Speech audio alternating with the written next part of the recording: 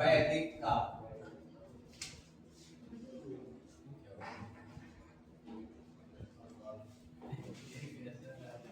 ठीक है, तो जैसा इसका नाम है वैसा ही इसका काम है ना।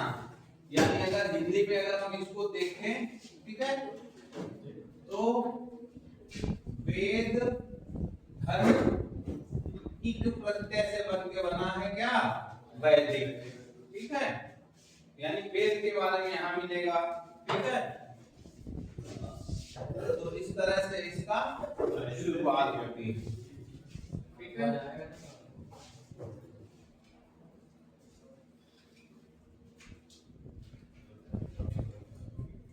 ठीक है, तो जैसे हमने यहाँ पे देखा था, ठीक, ऐसा कुछ इंडिया के मैप से कनेक्टिंग होता था। ठीक है, तो ये क्या था, शुद्ध काम डोर या जो भी बना लो, है ना। तो ये इंडस वैली सिविलाइजेशन का सबसे वेस्टर्न पार्ट था। ठीक, तो जैसे कहते हैं कि कोई सभ्यता एक दिन में ना तो पनपती है और ना ही उसका डिस्ट्रॉय होता है। ठीक है, तो सबसे पहले इसका हम देखेंगे इंडस वैली सिविलाइजेशन का। ठीक है, आईवीसी कह सकते हो। इसके पतन के कारण, तभी तो हम आगे जाके इसका करेंगे। ठीक है, पतन का कारण। ठीक है, तो बता सकते हो आयुष क्या था? देखो, बाढ़ बताया कि कारण किसने, आयुष ने, कि बाढ़ के कारण। तो इसके कौन से अर्थशास्त्री या पुरातत्वविद थे जिन्होंने कहा था बाढ़ के कारण इसकी हालत हुई है, ये खत्म हो गया है? तो ये थे एस आर राव। ठीक है, एस आर राव ने कहा था कि बाढ़ के कारण, ठीक है, इस सृष्टि का विनाश हुआ है। इनका साथ दे देते हैं एक और मार्शल, यानी जॉन मार्शल और मैकी। ये तीन लोग कहते हैं कि बाढ़ के कारण इंडस वैली सिविलाइजेशन का पतन हो गया था। ठीक है, अगले हैं एएन घोष। क्या नाम है? एएन घोष। ठीक है, ये क्या कहते हैं? ये कहते हैं जलवायु पतन के कारण हुआ था। जलवायु पतन यानी जलवायु की दिक्कत की वजह से, ठीक है, इस सृष्टि का विनाश हो गया। ठीक है, अगला एक है जॉन कनेडी। ठीक, जॉन कनेडी ये क्या कह रहे हैं? ये कह रहे हैं महामारी से हुआ था। यानी एक ऐसी महामारी आई, ठीक है, तो कुछ हद तक अगर हमने कोरोना झेला है बहुत पहले, है ना, तो मान भी सकते हैं कि हो सकता है ना। कोरोना में देख रहे थे देश दुनिया में क्या हालत थी, तो वो कह रहे हैं महामारी, है ना। एक और है हमारे भाई साहब जिनका नाम है, क्या नाम है भाई, बताओ जरा। एक और बच रहे हैं, ठीक है, तो व्हीलर, बिल्कुल सही, मार्टिन व्हीलर। ठीक है, मार्टिन व्हीलर हैं। ये कह रहे हैं कि आर्यों ने आक्रमण किया, आर्यों के आक्रमण के कारण, है ना। ये 4-5 कारण तो आपको मिल गए इंडस वैली सिविलाइजेशन के तबाह होने के, यानी बर्बाद होने के, यानी खत्म होने के साथ ये सब कह रहे हैं, ध्यान में, है ना। ठीक है, तो इन्हीं में से एक हम उठा लिया जाए। ठीक है, एक कारण सुन लिया जाए कि भाई इसी में से एक उठा लेते हैं, है ना। तो उठाना है हम आर्यों के आक्रमण की कहानी, क्योंकि आगे के इतिहास में हम कुछ ऐसे शब्द सुनेंगे कि मतलब रिलेटेड टू हिस्ट्री रहेगा। जैसे, ठीक है, कैसे शब्द सुनोगे? पितृहंता, है ना, ठीक है, ऐसे सब शब्द सुनोगे, है ना। तो ऐसे, तो इनमें सब क्या था? पितृहंता यानी पिता को मारकर गद्दी पे बैठने वाला। क्लियर? ऐसे ही अगर लड़ाई किसकी थी? गद्दी की है, ठीक है, तो अगर आर्य ने आक्रमण किया था, ठीक है, तो आगे का कार्यभार तो आर्यों को ही संभालना चाहिए, कॉन्सेप्ट हिस्ट्री से ही आ रहा है, ठीक है। तो इसी के उसमें आज हम इसको आगे पढ़ेंगे, ठीक है। तो ये समझ में आ गया, यहाँ पे हमने इंडस वैली सिविलाइजेशन का पतन देख लिया है। ये 4-5 मेन कारण है, बहुत लिखे किताब में, एग्जाम में आपसे पूछा जा सकता है, बाढ़ वाला और आर्यों का आक्रमण वाला। पर ये दो ही नाम है, अगर पता हो तो ठीक है। महामारी यानी कोरोना, कोरोना से कनेडी याद हो सकता है आपको, ठीक है। जलवायु पतन, ठीक है, तो इसमें घोष को याद कर लो। तो इस तरह से ये हमारे सिविलाइजेशन का पतन हो रहा है। जब पतन होता है किसी अंत की, तो एक युग शुरू हो जाता है, जिसको हम क्या कहते हैं, वैदिक काल, ठीक है। कहते हैं कि इसके सबसे पहले इसके निर्माता आर्य थे, ठीक है। इसके निर्माता आर्य थे, क्लियर। तो आर्य देखा कहां से आए, मार्टिन मिलर ने कहा कि आर्यों ने आक्रमण किया था। तो आर्यों जो इसके निर्माता आर्य हैं, तो आर्य का मतलब क्या होता है, शाब्दिक अर्थ, शाब्दिक अर्थ।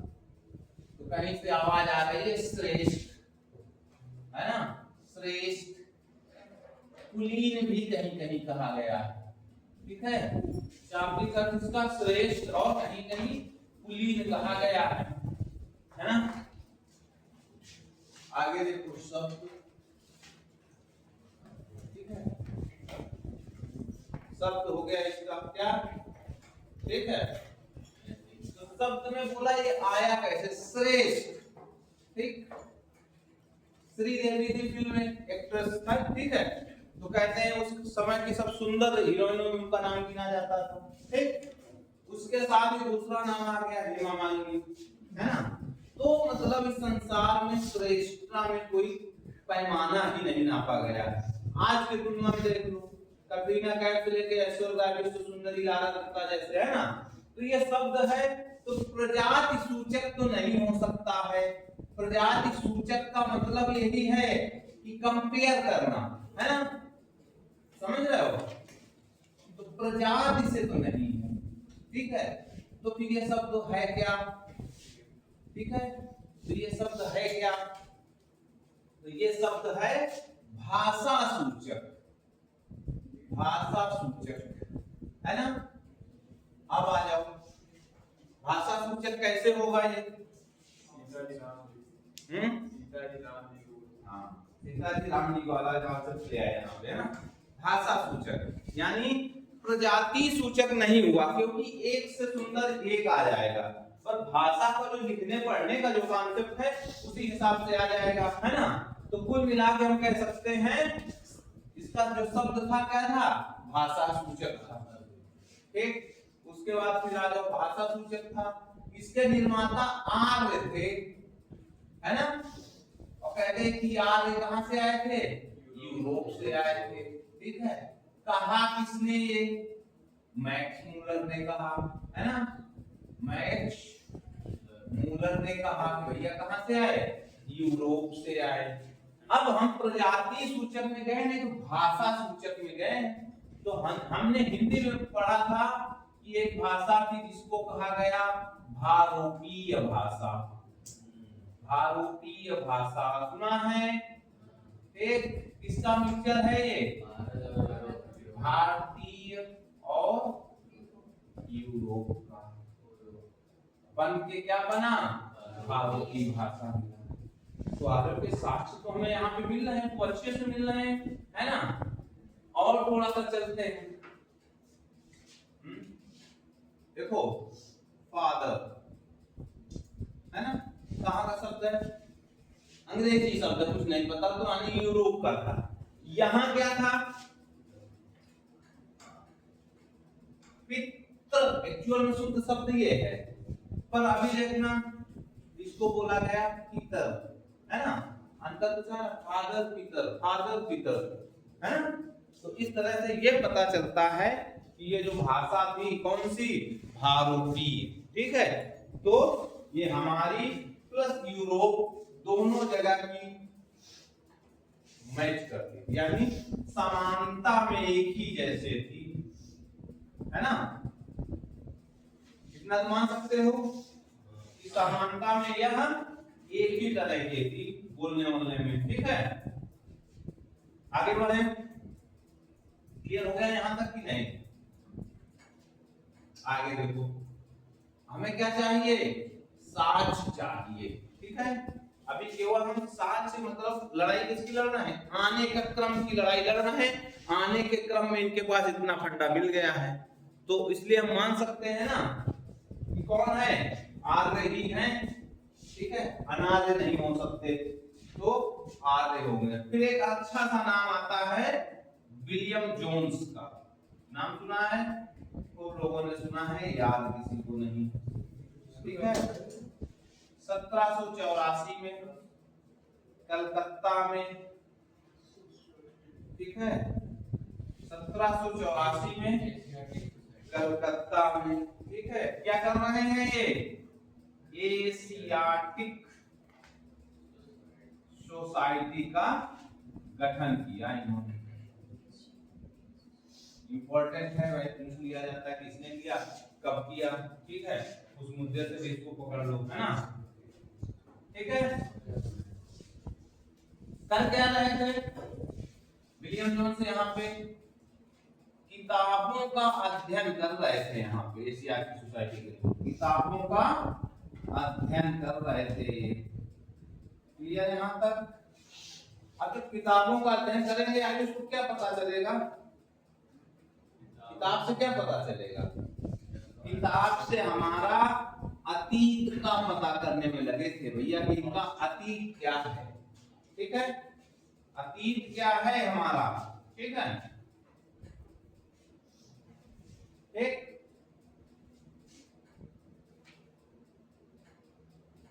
संस्कृत, लैटिन, ठीक है, इसी तरह से ये क्रम बढ़ता गया। सबसे पहले संस्कृत, उसके बाद लैटिन, उसके बाद ग्रीक, है ना। ग्रीक ये क्या थी? सब एक परिवार की भाषा थी। किसकी? एक परिवार की भाषा थी ये। ठीक है, इसीलिए क्या कहा गया अनुसार इसको? भारोपी कहा गया। यानी जो फंडा था कुछ, तो संस्कृत, उसके बाद लैटिन, उसके बाद ग्रीक, ये सारे सब क्या था? एक परिवार की ही भाषा। ठीक है, नोट कर लो इसको फटाक से।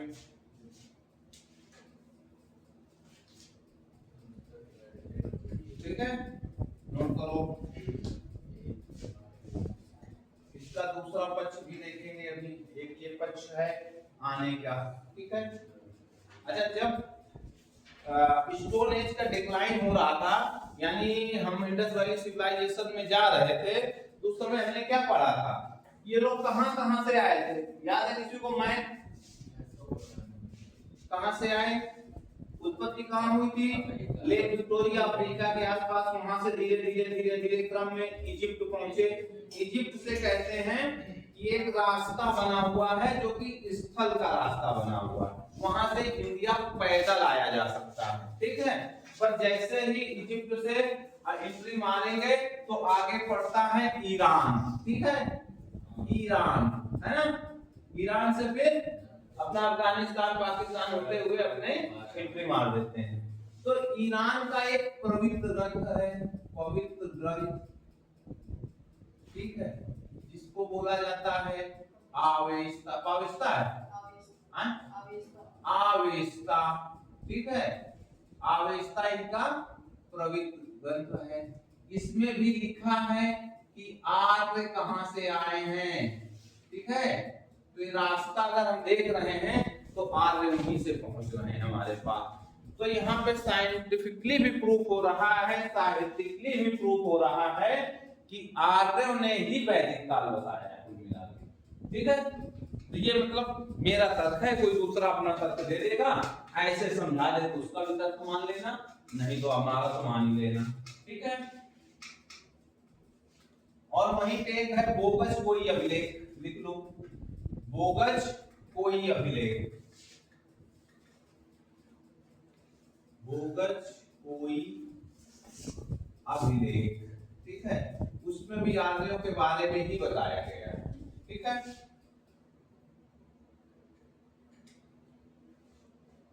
और इसके बारे में बताया गया। दूसरा इन्होंने कहा है कि सप्त सैंधव प्रदेश, सप्त सैंधव प्रदेश को भी इन्होंने ही बसाया है। कहाँ मिल रहा है? बोगस कोई अभिलेख में, ठीक है। क्या मिल रहा है? सप्त सैंधव प्रदेश। सप्त का मतलब है सात, सैंधव का मतलब है नदियों का प्रदेश, ठीक है। भैया ने कल ही शायद पढ़ाया था आप लोगों को, है ना। सप्त सैंधव प्रदेश। यहां तक कुछ समझ में आ गया कि नहीं आ गया? ठीक है। कहने का मतलब मैथुला कह रहे हैं कि वैदिक काल के निर्माता आर्य हैं, आर्य हैं, ठीक है। आर्य का शाब्दिक अर्थ होता है श्रेष्ठ या कुलीन। उसके बाद जो शब्द है वो प्रजाति सूचक नहीं हो सकता, यानी श्रेष्ठता में किसी की कोई शानी नहीं। एक से बढ़कर एक दिग्गज आए हैं, एक से बढ़कर एक दिग्गज चले गए, यानी एक नहीं खड़ा है। सचिन आए तो उसके बाद सहवाग आ गए, सहवाग गए, सहवाग के बाद फिर विराट कोहली आ गए, महेंद्र सिंह धोनी आ गए, और अभी इस समय चली जा रही फुल फॉर्म में कोई ना कोई, ठीक है। तो ये ध्यान रखना। तो इसका कोई सानी नहीं, इसलिए एक अर्थ होता है शब्द आ जाता है भाषा सूचक, यानी भाषा के उस पे। क्यों मिला? क्योंकि हमारी जो पहली भाषा क्या थी? झारोखी थी। झारोखी होने से भारतीय प्लस यूरोप की थी। हमने एक अक्षर भी देखा कि मिलता जुलता था, ठीक है। उसके बाद समानता थी पूरी। उसके बाद विलियम जोन्स 1784 में कलकत्ता में एशियाटिक सोसाइटी की स्थापना करते हैं। किस लिए? किताबों का केवल अध्ययन ही करना था, जिससे कि हमारा अतीत उनको पता चल सके। और कहते हैं कि इन सब के पीछे William Jones Sanskrit, Latin, Greek को बताया है कि एक ही परिवार की भाषा है, ठीक है। दूसरा भी अगर दूसरा प्रूफ हम देखते हैं तो ईरान का पवित्र ग्रंथ है अवेस्ता। किसका है? पारसी धर्म का है, ठीक है। कभी कभी पूछ लेता है पारसी धर्म का पवित्र ग्रंथ कौन सा है? अवेस्ता है। उसमें भी आर्य के बारे में, बोगस कोई अभिलेख से सप्त सैंधव प्रदेश के बारे में जानकारी मिल जाती है, ठीक है। तो इस तरह से हम कह सकते हैं कि कुल मिला के वैदिक काल का निर्माता कौन है? आर्य है, ठीक है। देख लिया दोनों पॉइंट।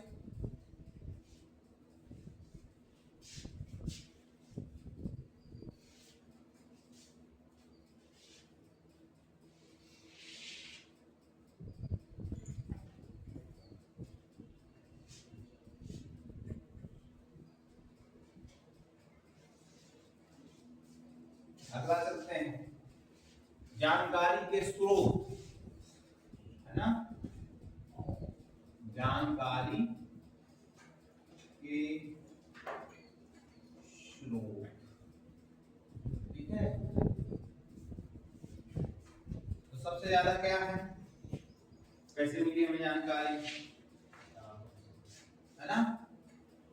सबसे पहले वेद, ठीक है। दूसरा अरण्य, ठीक है, क्लियर। उसके बाद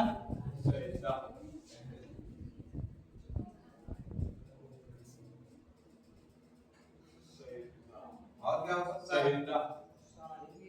साहित्य, एक बहुत सुधरा है क्या? वेद, अरण्य, ठीक है। और साहित्य मानो या उपनिषद कह सकते हो, पहले साहित्य आगे आएगा, उपनिषद,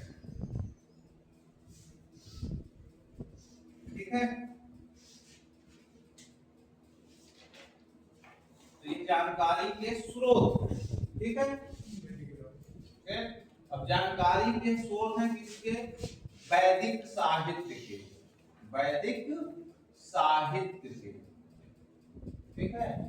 वैदिक साहित्य के, और इन स्रोतों के आधार पर वैदिक यानी वैदिक काल को दो खंड में विभाजित किया गया है। पहले पूर्व अब्लिक ऋग वैदिक काल, है ना, कह सकते हैं। दूसरा क्या हो जाएगा, और आगे चले इसको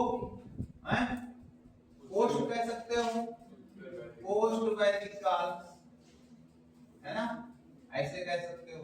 एक बीच से इसका संक्रमण काल इसमें भी तो होगा, है ना, इसको बोलेंगे आयरन एज, सीधे लिख लो, लौह काल, आयरन एज यानी लौह काल, ठीक है। इसमें आता है हमारे जानकारी के स्रोत में ये आता है, क्लियर। अब इसी के साथ इसका कालक्रम पढ़ लेते हैं।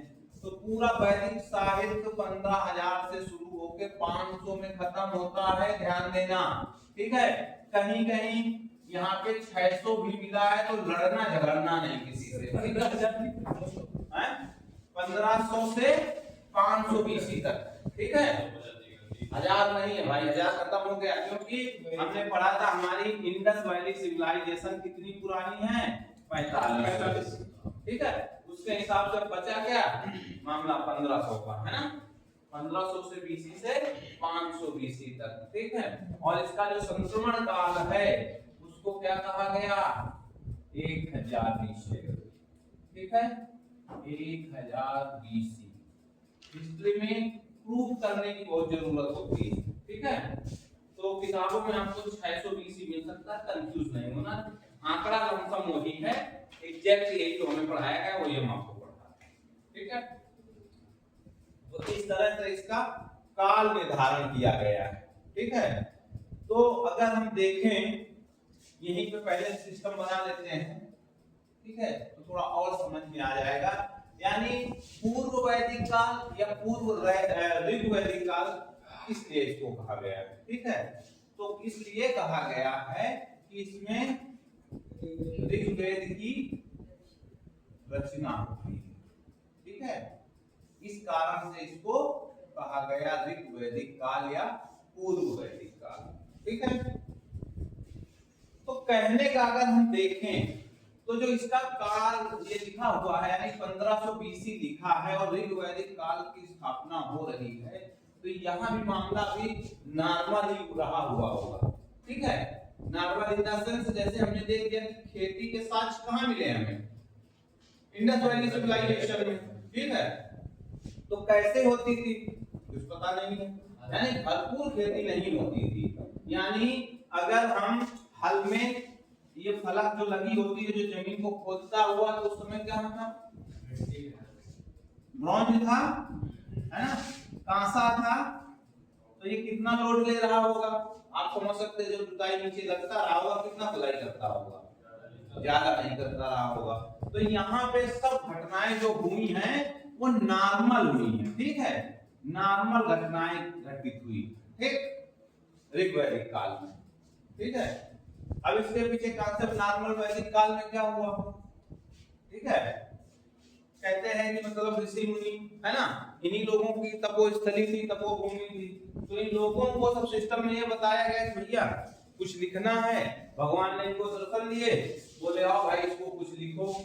तो देखा कि गांव भर में तो हम कुछ लिख नहीं सकते, ठीक है। तो इन्होंने क्या पकड़ा, कहाँ गए ये लोग, अरण्यक गए, यानी जंगल में गए, ठीक है। जंगल में जाने का कुछ तो कारण रहा होगा हिमांशु, क्यों गए जंगल, ये शांति, है ना, शांति। तुम्हारा क्या विचार है, आने और लिखने की, बिल्कुल सही, है ना, तुम अपनी जगह पे बिल्कुल सही हो। पर हमारा कहने का ये मतलब था कि सबसे ज्यादा प्रायोगिक कार्य हुए होंगे, ठीक है। कौन से काम हुए होंगे, प्रायोगिक, यानी प्रैक्टिकल ज्यादा कराया गया होगा, है ना। हर चीज की जो ट्रेनिंग दी जाती है उसका प्रायोगिक भी तो है ना। परमार परीक्षण ले लो, है ना। अगर ये कहीं अगर अरण्यक में ना जाकर किसी नगर में, अच्छा नगर से याद आ गया, ये कौन सी थी, ग्रामीण सभ्यता थी, या याद रखना, है ना, ग्रामीण सभ्यता थी, ये याद रखना, है ना। तो ये कहीं अगर किसी जगह पे इन्होंने अपना सिस्टम बनाया होता कि नहीं चलो हम यहाँ करेंगे, और कहीं अचानक एक्सप्लोजन हो जाता, वहां पे एक्सप्लोजन हो जाता तो मामला खत्म हो जाता ना, प्रयोग नहीं हो पाएगा, है ना। ज्यादातर प्रयोग आजकल कहाँ किए जा रहे हैं, पानी में। डीआरडीओ कहाँ है, बालासर में है, मेन वहीं तो पूरे होते हैं, ठीक है। सागर के किनारे है, इधर देखो इस स्पेस का, है ना। ज्यादातर उसके जो प्रायोगिक प्लेटफॉर्म कहाँ है, आंध्र प्रदेश में, वो भी कहाँ है, तभी है, ठीक सीधे होगा, हम वहां निकालेंगे, ठीक है। तो कहते हैं कि वहीं पे ये सारे लोग ऋषि लोग वहां पे इकट्ठा हुए, कोई इनकी गिनती नहीं है ना, गिनती नहीं है।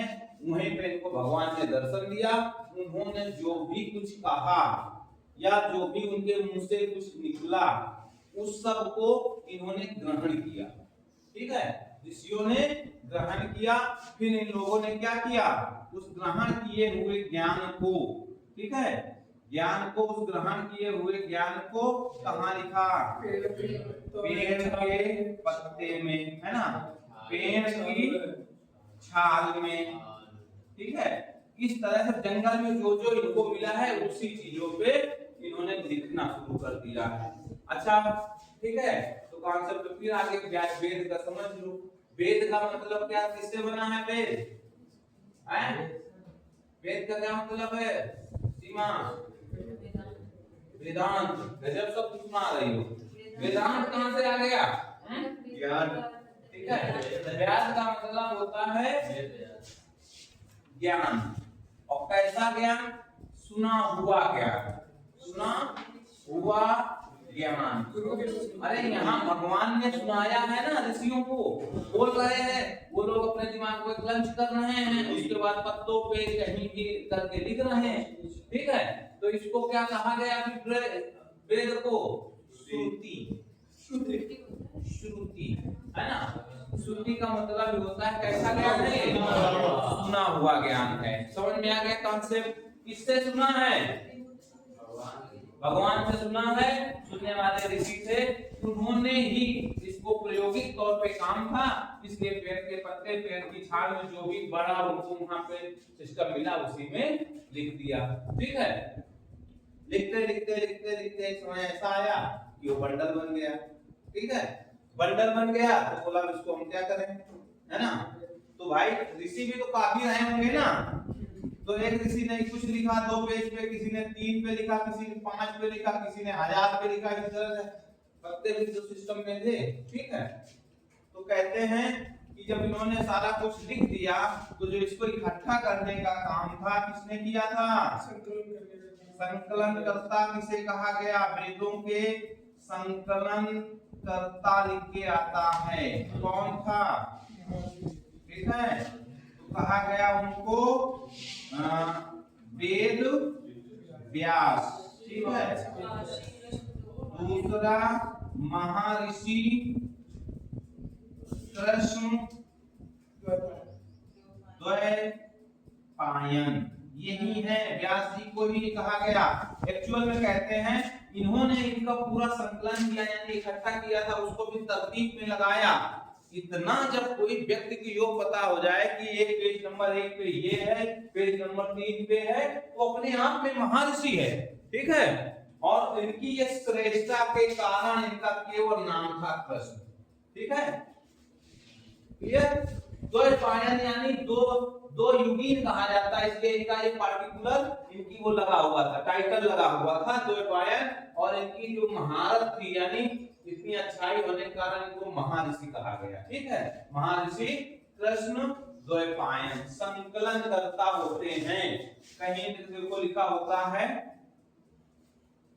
वाल्मीकि कृत, वाल्मीकि रचित, क्या किया है, रामायण, ठीक है। तुलसी दास कृत रामचरितमानस, ठीक है, रामचरितमानस। अंतर क्या है सीमा दोनों में, अंतर क्या है, संकलन करता और कृत या रचित में अंतर क्या है,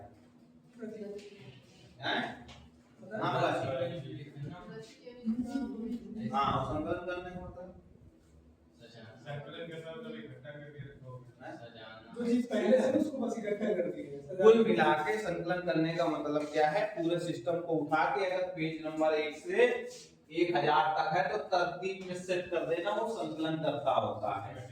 और रचित या कृत का मतलब ये होता है उस बंदे ने लिखा है उसको पूरा, तो उसको सब कुछ पता होगा, ठीक है। यानी वाल्मीकि कृत रामायण, वाल्मीकि ने अपनी रामायण लिखी है, ठीक है। तुलसीदास कृत रामचरितमानस, तुलसीदास ने रामचरितमानस लिखा है। पम्बन ऋषि ने क्या लिखा है, तमिल रामायण लिखा है, ठीक है, ठीक है। पम्बन ऋषि, क्या नाम है, पम्बन ऋषि, ठीक है। इन्होंने क्या तमिल रामायण लिखी है ना, तमिल रामायण, ठीक। और इन्हीं की रामायण के सिस्टम से रावण की पूजा होती है तमिलनाडु में, ठीक है।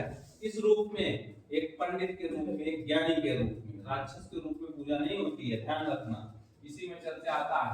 यहाँ कुछ पता चला आप लोगों को, है ना, एक तो 3 किताबें पता चल गई आप लोगों को, ठीक है। तो यहाँ तक कहानी क्या था, समझ में आ गया, ठीक। बढ़े आगे, हैं, ठीक है। तो वैदिक काल इंपॉर्टेंट इसीलिए है, सबसे याद रखना, सनातन, सनातन धर्म से जुड़ा है ना, धर्म से जुड़ा है। इसीलिए हमें इस हिस्ट्री की फीलिंग जो आती है, हिस्ट्री की फीलिंग यहीं से आती है। हमने पढ़ा तुमको जरूर दिया है, नंबर की वजह से तुमने पढ़ भी लिया है, ठीक है, कि नहीं यार नंबर तो आते हैं, 1 2 2 नंबर आना है, पर एक्चुअल में फीलिंग यहीं से आपको समझ में आएगी। वेद का मतलब आपको क्लियर हो गया, अग्रणक का मतलब क्लियर हो गया, ठीक है। कहानी पूरी उसी पे ही थी, पूर्व वैदिक काल में, ठीक है। उसके बाद अगला था, इसमें अरण्यक हो गया जंगल में, और उपनिषद हो गया ये वाला, क्या था, उप का मतलब क्या था, समीप, गुरुओं के समीप बैठकर जो ज्ञान की प्राप्त हो उसको उपनिषद कहते हैं, लिख लो, ठीक है। अब बचा एक ब्राह्मण, है ना, क्या बचा, ब्राह्मण। ये क्या करेंगे, ये कथा प्लस कहानी के, कथा या कहानी के रूप में, ठीक है, कथा एवं कहानी के रूप में क्या करेंगे, सुनाएंगे, यानी यज्ञों का वर्णन करेंगे, ठीक है, वर्णन करेंगे, ठीक। ब्राह्मण का काम क्या है, कथा एवं कहानी के रूप में यज्ञों का वर्णन करना, ठीक है। तो सनातन धर्म, ये नहीं मान लेना कि सनातन धर्म है तो पूरे हिंदू कूद गए, ठीक है। सनातन का नियम होता है, ठीक है, सनातन का जो नियम होता है, इसका जो सनातन का नियम है उसको कहा जाता है स्मृति, ठीक है। जो इस नियम को मानता है, सनातन धर्म के जो नियम को मानता है उसी को कहा जाता है स्मृति। छोटे छोटे तत्व हैं, लिख लो बिल्कुल दिमाग में, ठीक है। तो अगर हम ऋग्वेद में देखें तो हमें मिल क्या रहा है, सबसे ज्यादा हमें किस चीज का मिल रहा है, सबसे पहले गुरु चेला परंपरा का मिल रहा है, ठीक है। दूसरा क्या मिल रहा है, ठीक है, श्रुति मिल रहा है, यानी श्रुति के बारे में, यानी सुना हुआ, भाई इन्होंने भगवान से सुना और उन्होंने सुना हुआ ज्ञान लिखा, तो श्रुति का भी मिल गया यहाँ पे हमें। तो इस तरह से हमारा पूरा पहला पार्ट वाले में कहानी इसी की थी, फिर आगे बढ़ते हैं। फिर आज लिखा कुछ नहीं, आज केवल समझाने का काम चल रहा है, लिखाने का काम होगा, और बहुत लिखना है, यानी 5-6 पेज इसमें लिखना है, तो थोड़ा सा अलर्ट भी रहना, ठीक है। तो अगर पूछ लिया जाए कि पूर्व वैदिक काल में किसकी रचना हुई, सीमा देवी बताओ। विश्व का सबसे प्राचीन ग्रंथ अगर आ जाए तो, विश्व का सबसे प्राचीन ग्रंथ ऋग्वेद, तुम्हारे सामने भी पढ़ना है इसको, ठीक है। आगे देखो, तो कुल मिला के यहाँ तक तो मामला ठीक था, है ना। अब मामला यहाँ आ गया कहाँ, 1000 BC में, ठीक है। ये लो यानी आयरन एज यहाँ से शुरुआत मानी गई है इसमें, ठीक है। यानी लोहे का आविष्कार हो गया। एक अब क्या होगा यहाँ से, मारकाट ही होगी और कुछ नहीं होगा। सबसे पहले प्राची क्या होगा, लोहा मिल गया तुम क्या करोगे, सबसे पहले अपने आप को ले जाओ वहां पे। सबसे पहले हम क्या बनाएंगे, लोहे के उपकरण या औजार जो भी है, ठीक, औजार बनाएंगे, ठीक। तो सबसे पहला प्रयोग सीमा ने भी किस काम में करोगे, वेरी गुड, ठीक है। सबसे पहले हम जंगल साफ करेंगे, ठीक है, जंगल साफ करेंगे, ठीक है। और उस जंगल पे हम खेत का काम करेंगे, यानी खेत निर्माण करेंगे, ठीक। कॉन्सेप्ट क्लियर है भाई।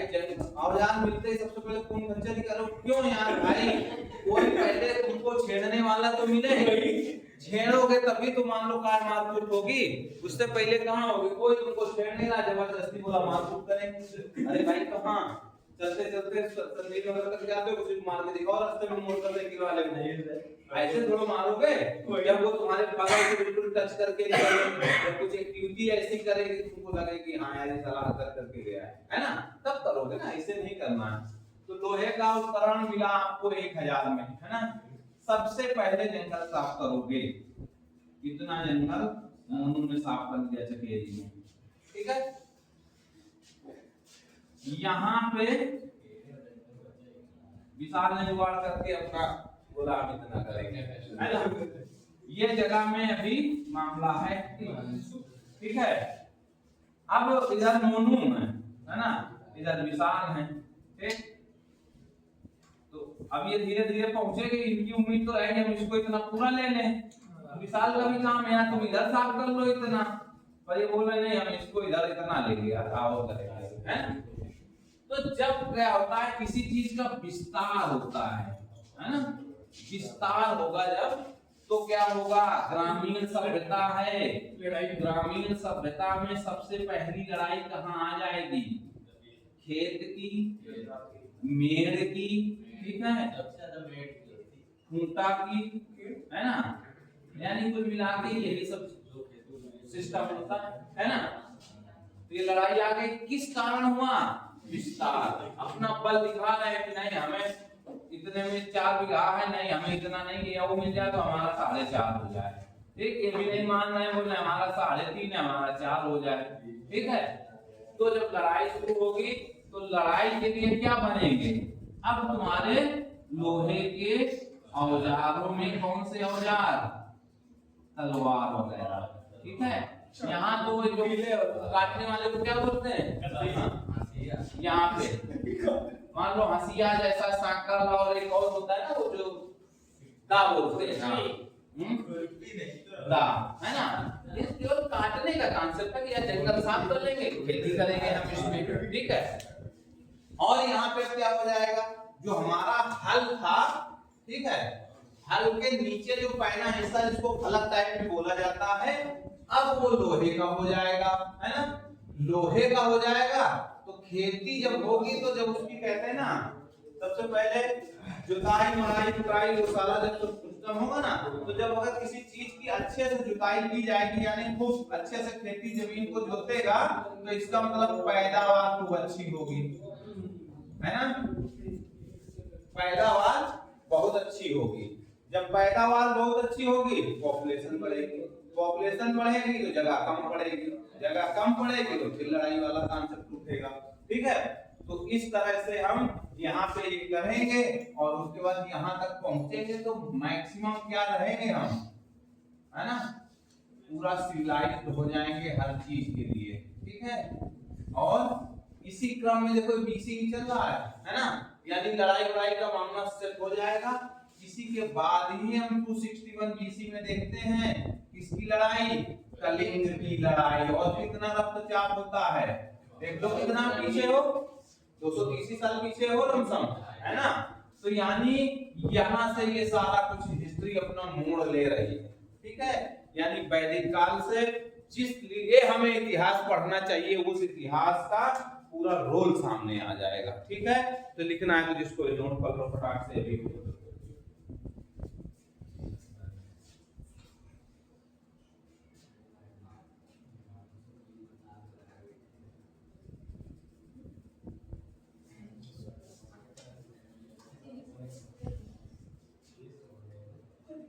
ठीक है, चलो अब देखते हैं, है ना। ये आपको एक वैसा कॉन्सेप्ट दे दिया कि हमें यहां तक पहुंचना है ऐसे, है ना।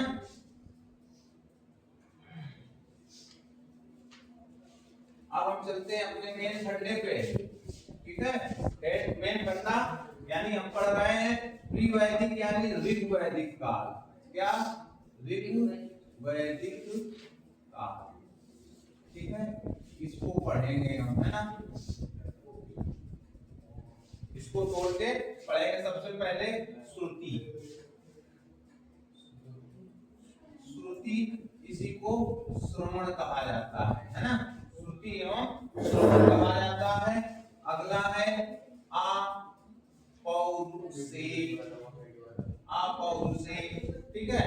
और उसके बाद आमनय, आमनय, उसके बाद छंदक या छंदक भी कहीं कहीं मिल जाता है, छंदक या छंदक, ठीक है। और अगला जो हमारा हिमांशु बता रहा था संहिता, ठीक है। हिमांशु संहिता यहाँ पे आता है।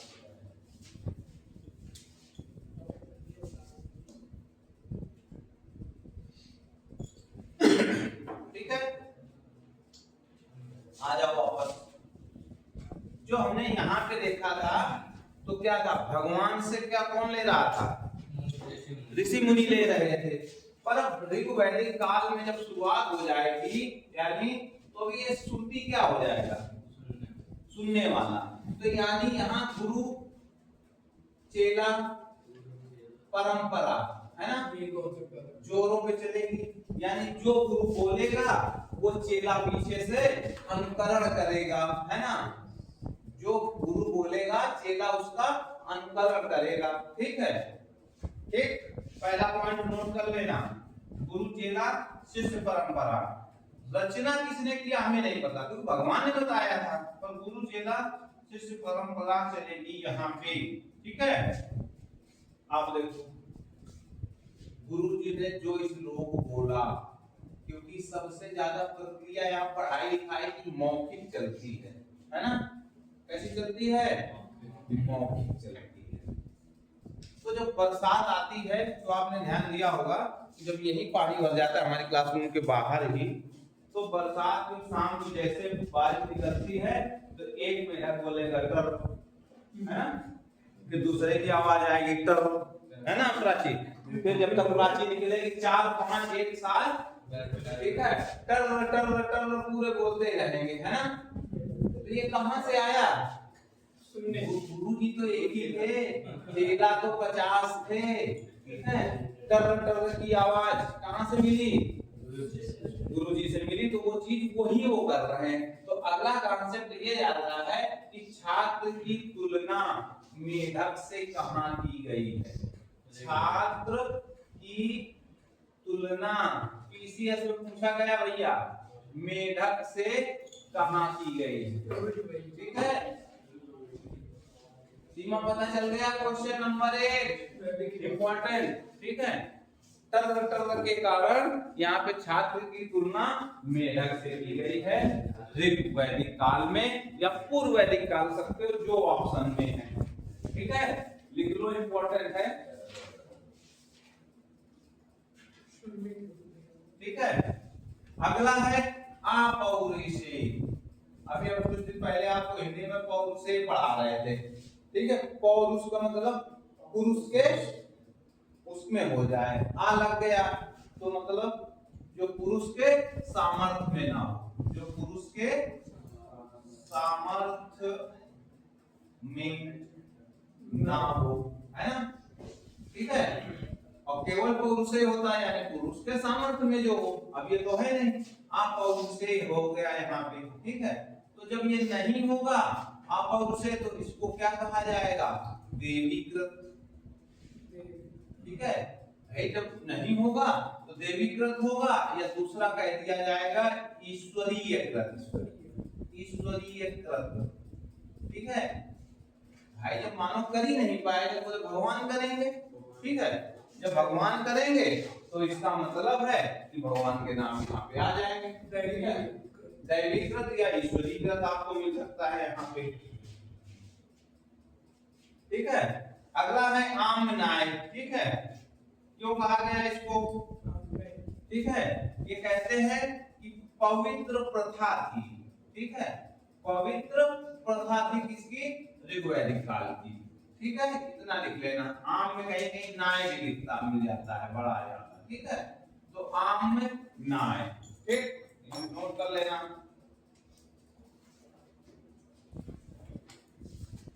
छंदक या छंदस, ठीक है। तो इसमें नाम आता है पाणिनि ऋषि का, ठीक है। पाणिनि ऋषि का क्या है? इन्होंने ऋग्वेद को क्या कहा है? छंदक है। छंदक का मतलब क्या है? पद में है बात, है ना। गा के ही कहा जाएगा, ठीक है। क्या कहा जाएगा? गा के ही कहा जाएगा, ठीक है। अरे तो अभी सुन तो लो, जो इससे निकले हुए शब्द है। सामवेद तो गाया जाएगा, जब सामवेद आएगा तो सामवेद को बता दें। यहाँ पे छंदक कहा है, किसने कहा है? पाणिनि ऋषि ने कहा है छंदक, किसको? ऋग्वेद को, ठीक है। छंदक क्यों कहा है? क्योंकि पद है, ठीक है। क्या है? पद है, इसलिए इसको छंदक कहा गया है। अब सीमा के दिमाग में बिल्कुल यही रहेगा कि कैसे, है ना। तो सुन लो, छंदक इसलिए है क्योंकि जो हमारा यजुर्वेद है, ठीक है, यजुर्वेद है वो गद्य प्लस पद दोनों में है, ठीक है। गद्य एवं पद दोनों में है, ठीक है। इसलिए तो आ गया समझ में, इसलिए इसको कहा गया। अब आ जाओ संहिता। संग्रह, संहिता का मतलब संग्रह।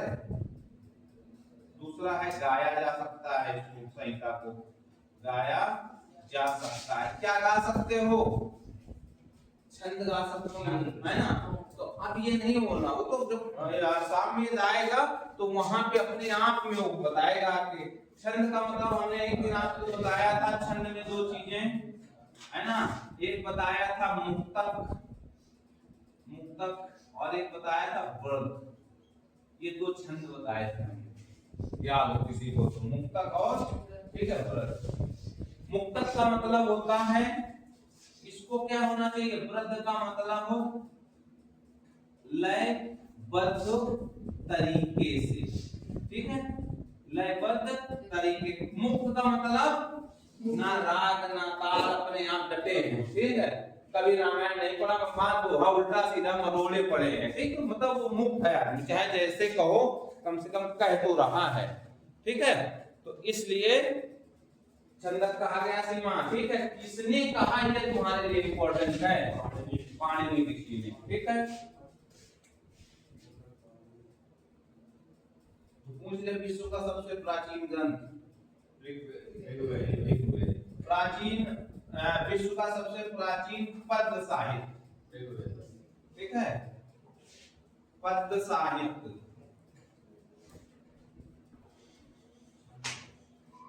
ठीक है। बताओ, पद्य साहित्य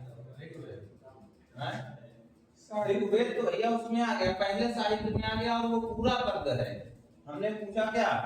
अच्छा, ये पद्य लिख दिया, गद्य। विश्व का पहला गद्य साहित्य यजुर्वेद में, सामवेद, ठीक है। सामवेद तो केवल पद ही पद्य है, ठीक है। पहला गद्य साहित्य का पहला ग्रंथ है ब्राह्मण ग्रंथ, ठीक है। लिख लेना, कहीं नहीं लिखा है, ब्राह्मण ग्रंथ, ठीक है। दो क्वेश्चन आते हैं। विश्व के सबसे प्राचीन ग्रंथ ऋग्वेद, विश्व का सबसे प्राचीन पद्य साहित्य ठीक है। पद्य साहित्य में ब्राह्मण गण हैं? अरे अरे गद्य या गद्यांश जो आता है पेपर में जो छांटने के लिए। पद्य दूसरा, पद्य का मतलब कविता से संबंधित है, यानी कविता फॉर्म में गाने के रूप में। पद्य का मतलब होता है निबंध के स्वरूप में, ठीक है।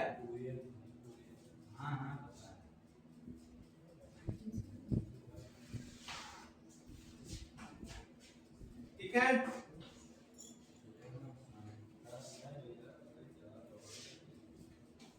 अगर अब हमें पढ़ना है क्या ऋग्वेद, है ना,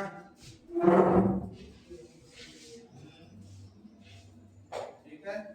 जैसे आप पढ़ते थे संविधान, ठीक है, कितने थे चैप्टर 22, तो इसमें कितने हैं 10, और इसको कहा गया मंडल, ठीक है। अब आगे है सुक्त,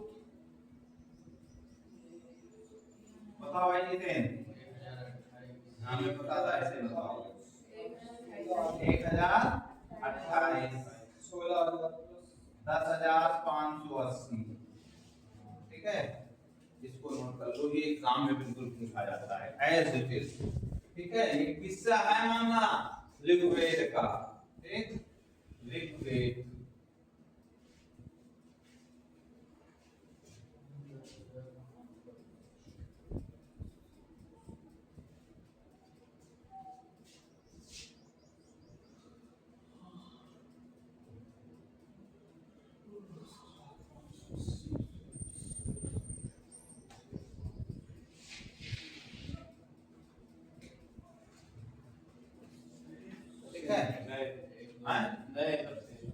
मंडल हैं 10, ठीक है। 10 मंडल में हमने 2 पे गोला लगाया, एक पहले पे एक लास्ट में। इसको कहा गया छेपक, ठीक है। प्राचीन छेपक का मतलब बता सकते याद हो, ठीक है। ये दोनों मंडल सबसे लास्ट में जोड़े गए हैं, है ना। कहाँ जोड़े गए हैं, सबसे लास्ट में जोड़े गए हैं, इसलिए इसको ऐसे लिखना शुरू करना है, आपको पता होना चाहिए, ठीक है। और तो इसका दूसरा और जो 7वां है, यानी 2 से 7 क्या है, सबसे पुराने हैं, ठीक है। यहाँ है पहले में, यहाँ कृत समद, यहाँ है विश्वामित्र, ठीक है। कृत समद विश्वामित्र, ठीक है। उसके बाद है वामदेव, वामदेव। अगले हैं अत्रि, अत्रि, ठीक है। कृत समद विश्वामित्र वामदेव अत्रि, है ना। उसके बाद है भरद्वाज एवं वशिष्ठ, भरद्वाज, और ये 7वें पे है वशिष्ठ, ठीक है। नवा, ठीक है, नवा में लिखा है सोमदेव,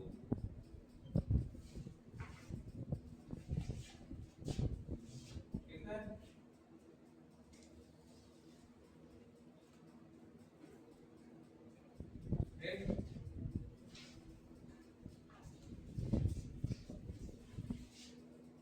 प्राचीन मंडल,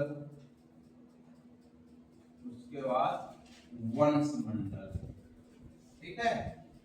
कहाँ पे है, 7 नंबर पे, तो काफी इंपॉर्टेंट है। वशिष्ठ जी वैसे भी बैठे हैं वहां पे, है ना। प्राचीन मंडल का मतलब सबसे पुराना मंडल, है ना। वंश का मतलब यहाँ मतलब ऋषियों से संबंधित है, वंश बाकी कुछ नहीं, ऋषि मंडल। और ये सारे ऋषि जी बैठे हैं, है ना। ये कौन बैठे हैं, ऋषि बैठे हैं। सबसे तीसरे नंबर पे भी विश्वामित्र बहुत इंपॉर्टेंट है, ठीक है, क्योंकि यहाँ पे क्या मिलता है हमें, गायत्री मंत्र, ठीक है। क्या मिलता है, गायत्री मंत्र तीसरे में। तो गायत्री मंत्र कहते हैं, ये समर्पित है अपने सविता को, है ना। सविता यहाँ पे किसको कहा गया है, सूर्य भगवान को, ठीक है। तो इस तरह से इसका हो जाता है क्लियर। तीसरा इसलिए इंपॉर्टेंट है हमारे उसमें, ठीक। सोमदेव का यहाँ पे मतलब है प्रकृति से, ठीक है, प्राकृतिक सिस्टम है, इसलिए यहाँ पे वामदेव का आता है। वामदेव है जो हमारे कृषि के हैं, कृषि देव हैं, कृषि से संबंधित है। ठीक है, ये छोटे छोटे ऐसे ही बना के लिख लो इसमें।